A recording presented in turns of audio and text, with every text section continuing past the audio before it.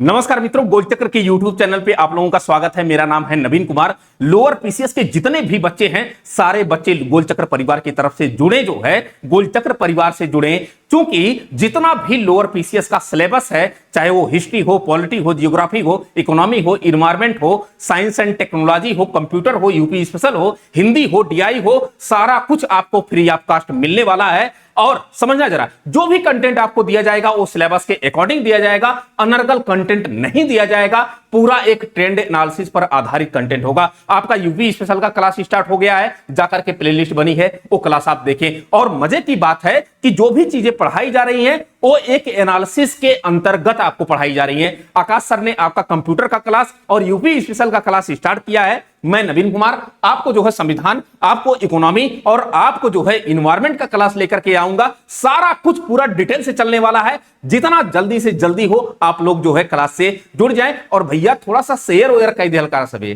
ठीक है ना, ताकि मनोबल टीचर के बढ़ा रहा है। ठीक है भैया। अब संविधान देखिए, संविधान का जो हम शुरुआत करेंगे वो भारत के संवैधानिक विकास से स्टार्ट करेंगे, ठीक है ना। भारत के संवैधानिक विकास को अगर हम देखें तो दो रूपों में देखेंगे। भारत का जो संवैधानिक विकास है, एक तो ईस्ट इंडिया कंपनी के अंतर्गत संविधान का विकास होता है, एकदम ध्यान से सुनिएगा। एक तो ईस्ट इंडिया कंपनी के अंतर्गत, यहां पर लिख लेना जरा, ईस्ट इंडिया कंपनी के अंतर्गत संविधान का विकास होता है। और एक जो संविधान का विकास होगा वो ताज या सम्राट या कहें तो क्राउन के अंतर्गत संविधान का विकास होगा। अब यहां पर कुछ अधिनियमों को लाया जाता है जहां से आपके क्वेश्चंस पूछे जाएंगे, और यहां पर कुछ अधिनियमों को लाया जाता है जहां से आपके क्वेश्चंस पूछे जाते हैं। तो एक काम करते हैं, ईस्ट इंडिया कंपनी के अंतर्गत भारत का संवैधानिक विकास किस रूप में होता है, किन किन अधिनियमों के तहत होता है, किन किन अधिनियमों से क्वेश्चंस बने हुए हैं, सारा कुछ यहां पर लिख लेते हैं। फिर उसके बाद यहां पर जो है ताज या क्राउन के अंतर्गत संविधान का विकास किन किन अधिनियमों के माध्यम से होता है, इसको लिख लेते हैं। फिर उसके बाद एक एक फैक्ट पर हम लोग चर्चा करेंगे। तो ताज या सम्राट के अंतर्गत और ईस्ट इंडिया कंपनी के अंतर्गत, ईस्ट इंडिया कंपनी के अंतर्गत पहला वाला जो आपको अधिनियम पढ़ना है वो 1773 का रेगुलेटिंग एक्ट आपको पढ़ना है। क्या पढ़ना है? 1773 का रेगुलेटिंग एक्ट आपको पढ़ना है। पहला वाला अधिनियम आपको ये पढ़ना है। दूसरा अधिनियम आपको क्या पढ़ना है? 1781 का एक्ट आपको पढ़ना है। तीसरा क्या पढ़ना है? 1784 का पिट्स इंडिया एक्ट आपको पढ़ना। क्या पढ़ना भैया? 1784 का पिट्स इंडिया एक्ट आपको पढ़ना है। फिर उसके बाद क्या पढ़ना है? 1786 का अधिनियम आपको पढ़ना है। क्या पढ़ना है? 1786 का अधिनियम। फिर उसके बाद क्या पढ़ना है? 1793 का अधिनियम आपको पढ़ना है। एक एक दो दो पॉइंट है, लेकिन सब कुछ पढ़ना है ताकि एक भी क्वेश्चन आपका छूटे ना, ठीक है ना। फिर उसके बाद 1813 का चार्टर एक्ट पढ़ना है। फिर उसके बाद यहां पर 1833 का चार्टर एक्ट पढ़ना है। क्या पढ़ना है? 1833 का चार्टर एक्ट। फिर क्या पढ़ना है? 1853 का चार्टर एक्ट पढ़ना है। इतना कुछ कहां पर आपको पढ़ना है? तो ईस्ट इंडिया कंपनी के अंतर्गत जो संविधान का विकास हो रहा है उसमें ये चीजें पढ़नी है। फिर ताज या सम्राट के अंतर्गत जो शासन का विकास होगा, संवैधानिक विकास होगा, इसमें क्या पढ़ना है? तो आपको 1858 का भारत शासन अधिनियम पढ़ना है। पहला भारत शासन अधिनियम पढ़ना है, ये आपको ताज या सम्राट के अंतर्गत पढ़ना है। फिर उसके बाद 1861 का भारत परिषद अधिनियम पढ़ना है। क्या पढ़ना है? भारत परिषद अधिनियम पढ़ना है। फिर उसके बाद क्या पढ़ना है? 1892 का 1873 का अधिनियम कर लीजिए, एक भी क्वेश्चन छूटेगा नहीं। 1873 का अधिनियम। फिर उसके बाद 1876 का शाही उपाधि अधिनियम पढ़ना है। शाही उपाधि अधिनियम पढ़ना है ना भैया। फिर उसके बाद क्या पढ़ना है? 1892 का अधिनियम आपको पढ़ना है। 92 का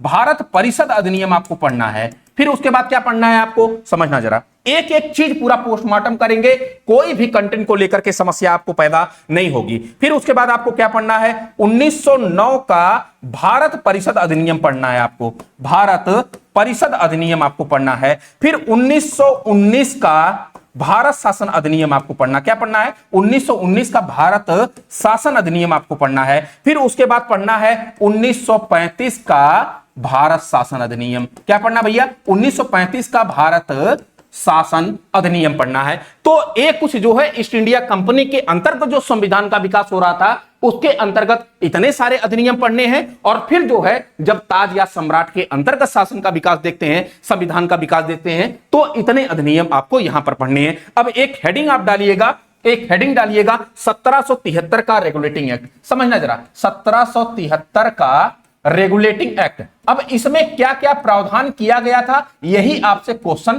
पूछा जाएगा। यही क्वेश्चन पूछा जाएगा कि 1773 के रेगुलेटिंग एक्ट में क्या प्रावधान किया गया था।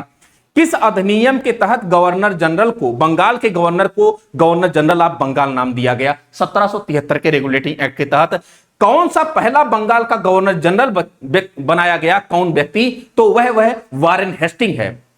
सुप्रीम कोर्ट की स्थापना किस अधिनियम के तहत की जाती है, 1773 के रेगुलेटिंग एक्ट के तहत।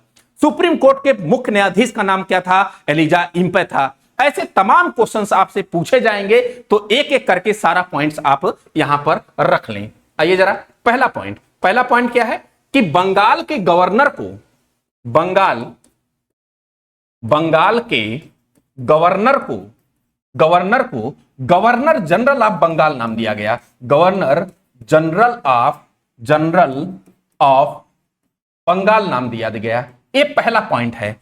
अब यहां पर पहला गवर्नर जनरल ऑफ बंगाल कौन बनाया जाता है, तो आपको पता होगा कि कौन बनाया जाता है, वो वारेन हेस्टिंग बनाया जाता है। इसको आप मार्क कर लीजिए, 3 स्टार कर लीजिए, ठीक है ना।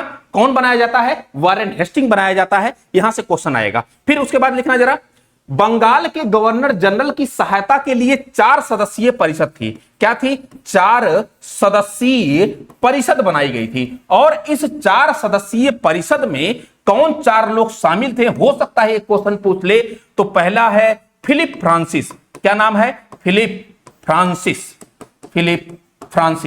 दूसरा नाम क्या है, मांसल। तीसरा नाम क्या है, क्लेवरिंग। चौथा नाम क्या है, वर्नेल। क्या नाम है, वर्नेल। इन चारों लोगों के नाम आपको दिमाग में रहने चाहिए। फिर उसके बाद जरा आना, फिर उसके बाद क्या प्रावधान किया गया, चौथा नेक्स्ट पॉइंट लिखना जरा। तीसरा वाला पॉइंट ये है कि 24 सदस्यों का एक निर्देशक मंडल था।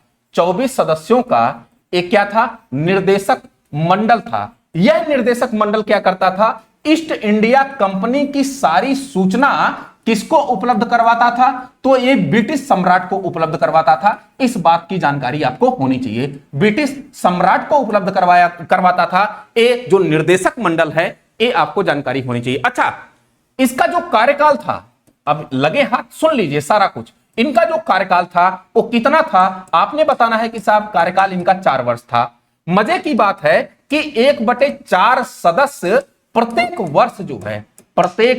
वर्ष ये क्या करते थे, अवकाश धारण करते थे। अवकाश मतलब कि रिटायर होते थे। इतनी बातें क्लियर हुई, कोई दुख दर्द, कोई समस्या यहां तक, कोई परेशानी, चलें आगे। अब समझना जरा, यहां पर सुप्रीम कोर्ट की स्थापना की जाती है। मतलब कि 1773 के रेगुलेटिंग एक्ट के तहत 1774 में, इस डेट को याद रखिएगा, 1773 के रेगुलेटिंग एक्ट के तहत की जाती है। लेकिन ये कब की जाती है, तो आपने बताना है कि साहब ये 1774 में की जाती है।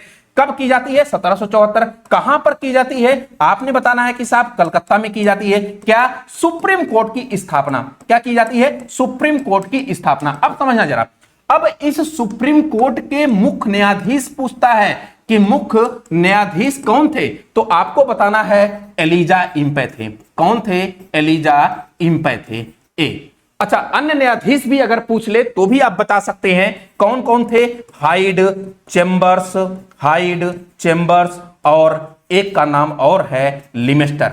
ये तीनों नाम आपको ध्यान में रखने हैं ताकि आपका कोई भी क्वेश्चन छूटे ना।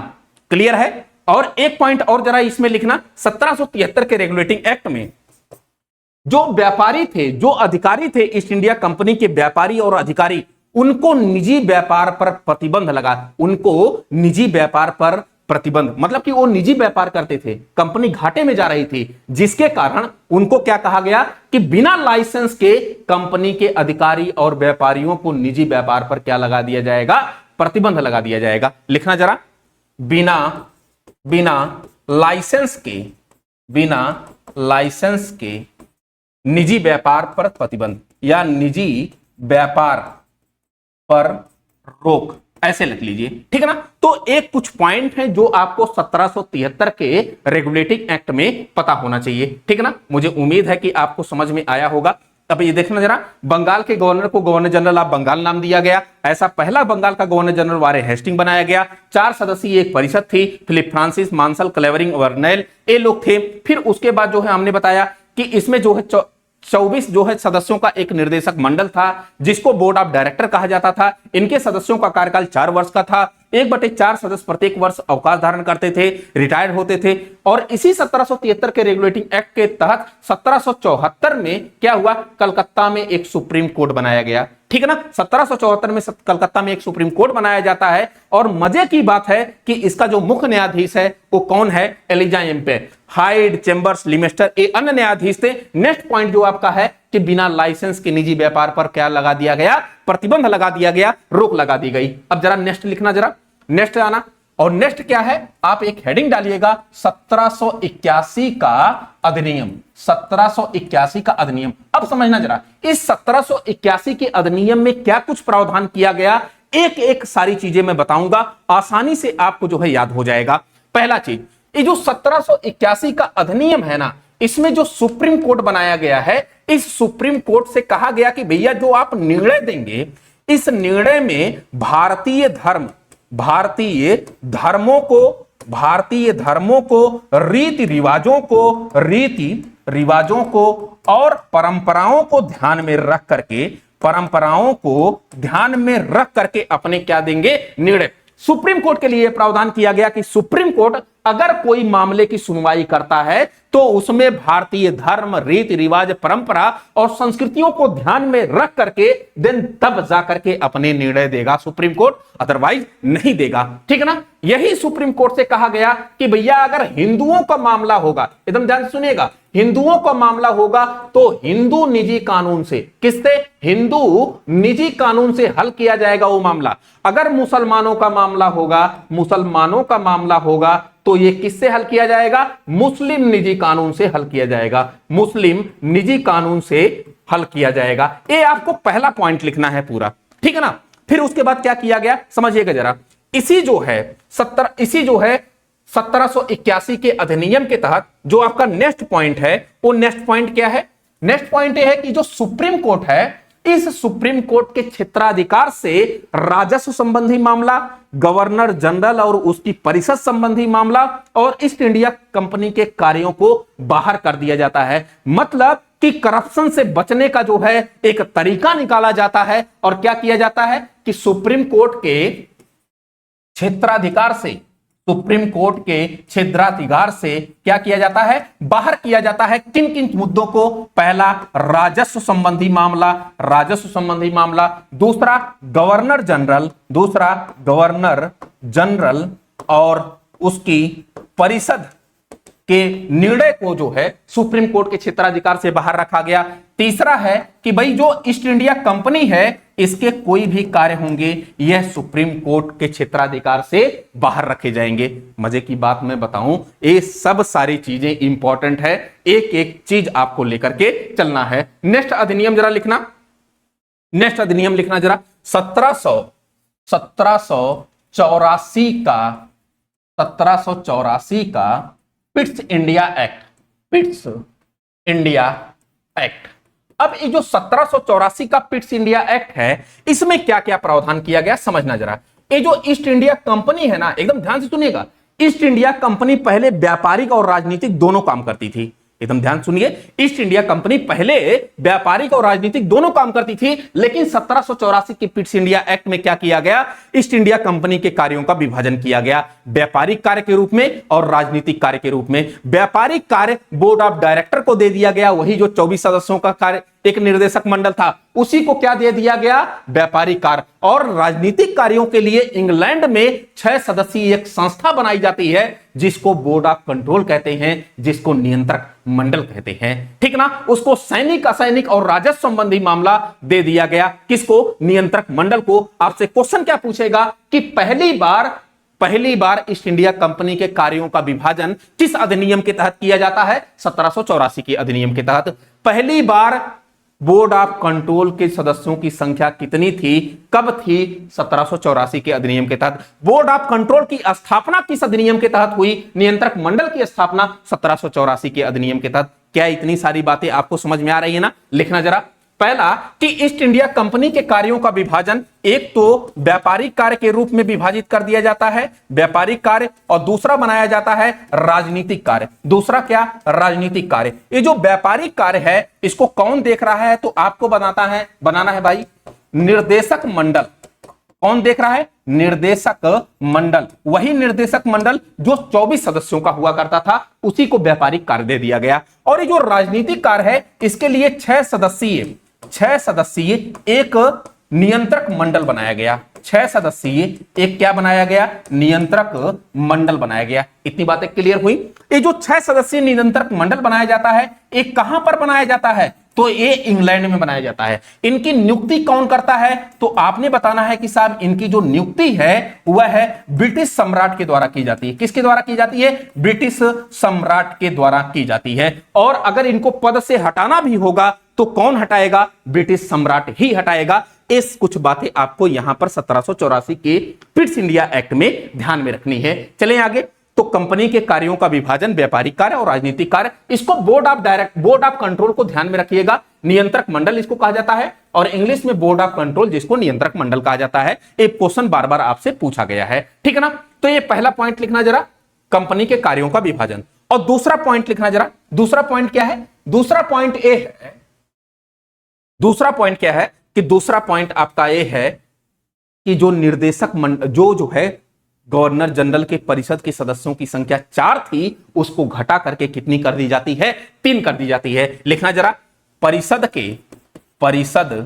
के सदस्यों की संख्या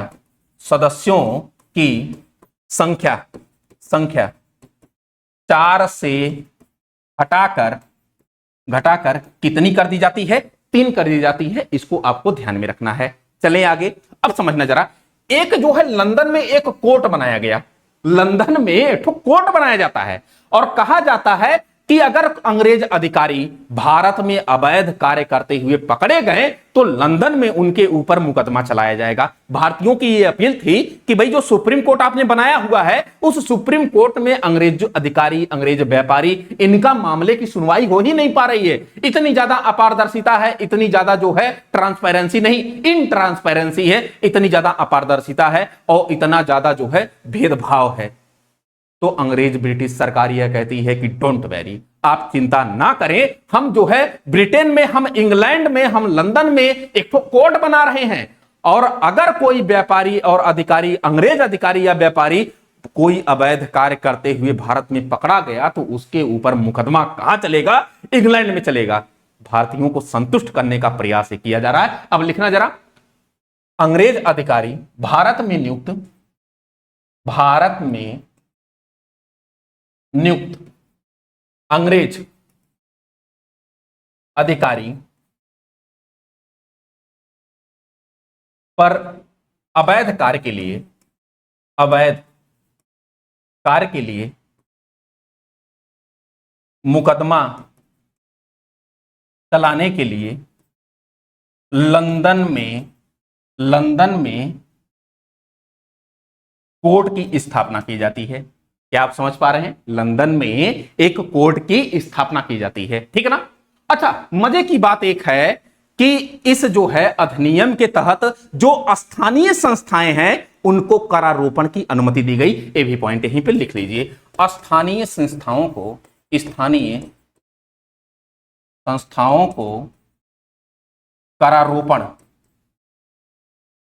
करारोपण इसकी क्या दी जाती है? अनुमति दी जाती है। ये सारा कुछ जो है फैक्ट आपको याद रखना है। अब एक काम करते हैं, चलते हैं हम लोग 1784 के बाद 1786 के अधिनियम पे।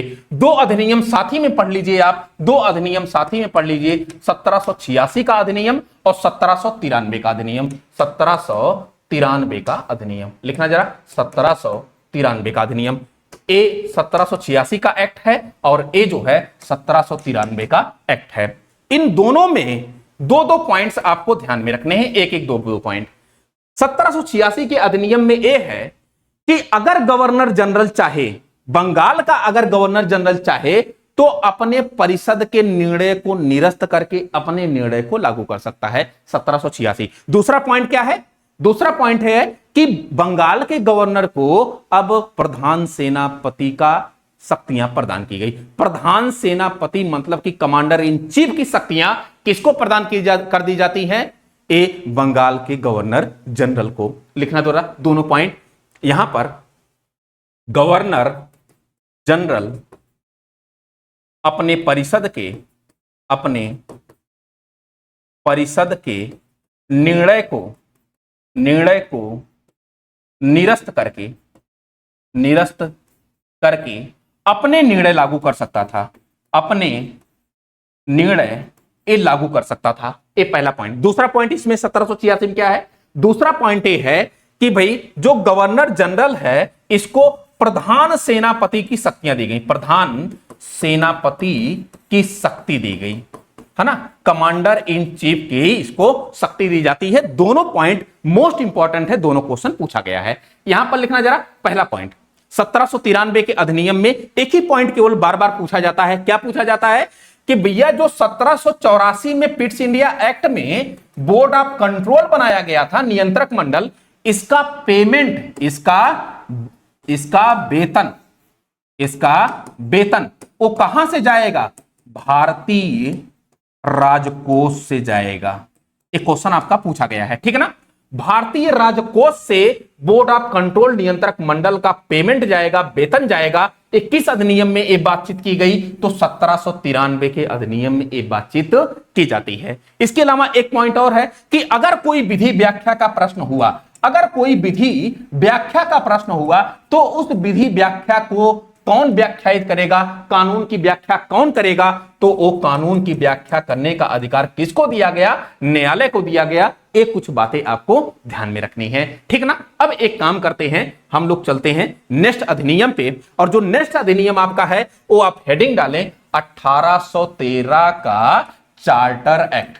1813 का चार्टर एक्ट। अब 1813 का चार्टर एक्ट है, इसमें कुछ पॉइंट आपको ध्यान में रखने हैं। कौन कौन से पॉइंट? पहला कि जो ईस्ट इंडिया कंपनी है, इस ईस्ट इंडिया कंपनी के व्यापारिक एकाधिकार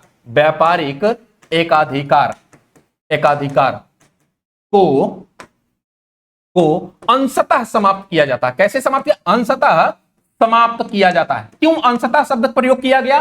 क्यों? क्योंकि ईस्ट इंडिया कंपनी ने चीन के साथ व्यापार में और चाय के व्यापार में काफी निवेश कर रखा था। और जब व्यापारिक एकाधिकार समाप्त करने की बात हुई तो ईस्ट इंडिया कंपनी बार बार रिक्वेस्ट करती है ब्रिटिश सम्राट से कि महोदय, हमने चीन के व्यापार में और चाय के व्यापार में काफी निवेश कर रखा है, हमारा व्यापारिक एकाधिकार इन दोनों में बने रहना चाहिए, बाकी आप व्यापारिक एकाधिकार हमारा समाप्त कर दीजिए। इसलिए यहां पर अंशतः शब्द का प्रयोग किया गया है। इतनी बातें क्लियर हुई? अब समझना जरा, यहां पर लिख लीजिए ब्रैकेट में लिख लीजिए चीन और चाय के साथ व्यापारिक एकाधिकार बना रहा। व्यापारिक एकाधिकार क्या रहा? बना रहा, ठीक है ना। फिर उसके बाद नेक्स्ट पॉइंट लिखना जरा, भारतीयों की शिक्षा पर प्रति वर्ष 1 लाख रुपया खर्च किए जाने की बात की गई। ये दूसरा पॉइंट है, बहुत मोस्ट इंपॉर्टेंट पॉइंट है, इसको लिखना कि भारतीय शिक्षा पर 1 लाख रुपया प्रतिवर्ष खर्च करने की बात की गई। तीसरा पॉइंट लगा जरा लिखना, बहुत मोस्ट इंपॉर्टेंट है, जो ईसाई मिशनरियां हैं, इन ईसाई मिशनरियों को भारत में आने की अनुमति दे दी जाती है। भारत में आने की अनुमति, समझना जरा, ये ईसाई मिशनरियां मांग कर रही थी कि हमको भारत में जाकर के निर्बुद्ध भारतीयों को प्रबुद्ध करना है, ठीक है ना। तो इन ईसाई मिशनरियों को भारत में आने की अनुमति दे दी जाती है ताकि जो निर्बुद्ध हम भारतीय हैं ये हमको ससुरा प्रबुद्ध कर सके, ठीक है ना। हम प्रबुद्ध थोड़े थे, ये हमको प्रबुद्ध कर सके। इतनी बातें हुई। कोई दुख दर्द यहां तक, किसी प्रकार की समस्या?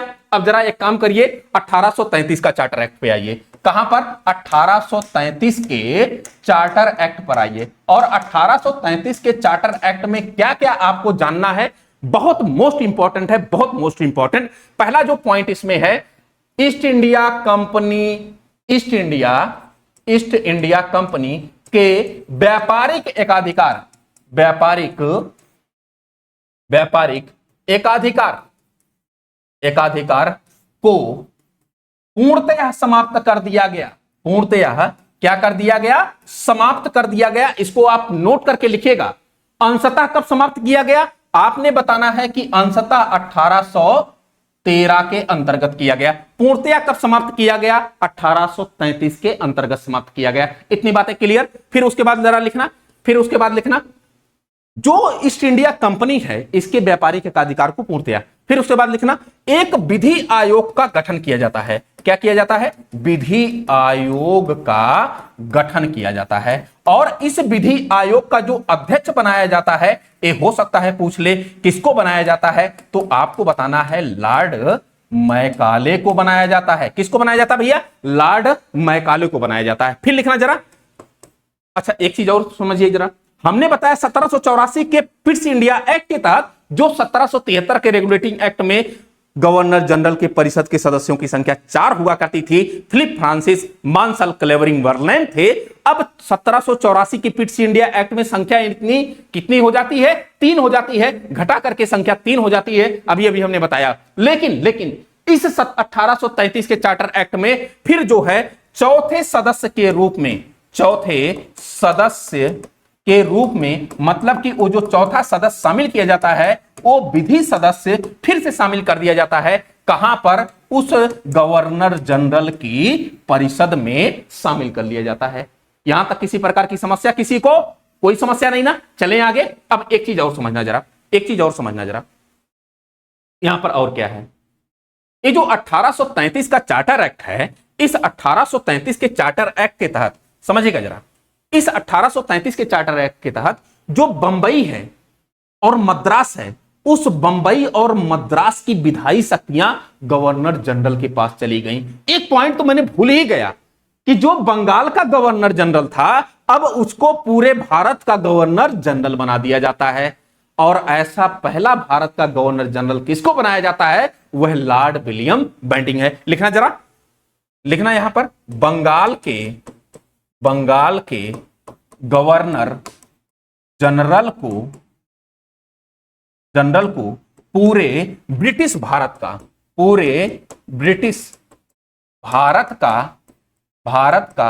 गवर्नर जनरल बना दिया जाता है। और कौन ऐसा भारत का पहला गवर्नर जनरल बनाया जाता है? एक क्वेश्चन पूछेगा, लॉर्ड विलियम बेंटिंग।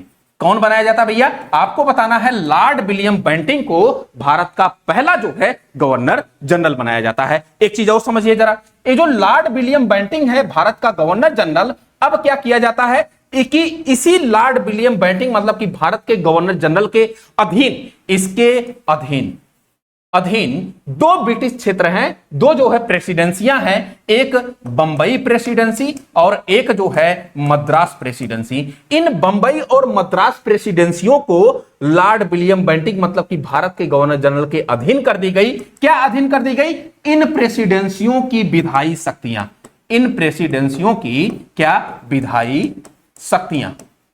क्या इतना आपको क्लियर हुआ? किसी प्रकार की समस्या, कोई दुख दर्द यहां तक? एक पॉइंट और जरा लिखना, सामाजिक सुधार अपनाया गया। क्या? सामाजिक सुधार इस अधिनियम के तहत किया गया जिसमें दास प्रथा पर प्रतिबंध लगा दिया जाता है, जिसमें बाल हत्या पर प्रतिबंध लगा दिया जाता है, जिसमें सती प्रथा पर प्रतिबंध लगा दिया जाता है। ये सब सारी चीजें आपको कहां पर मिलेंगी? 1833 के चार्टर एक्ट में मिलेंगी। एक चीज और जरा, जैसे कि जो भर्तियां आज जो भर्ती होती है उसमें कभी कभी आपको जातिवाद मिल जाएगा, धर्म आधारित भेदभाव मिल जाएगा, रूप रंग और वंश मिल जाएंगे, ये सब सारी चीजें मिल जाएंगी। तब ईस्ट इंडिया कंपनी में जो नौकरी जो भर्तियां निकलती थी उसमें भी जाति धर्म संप्रदाय और रंग रूप देखा जाता था। लेकिन इस अधिनियम के तहत कहा गया कि भाई अवसर की समानता पर बल दिया गया। क्या? अवसर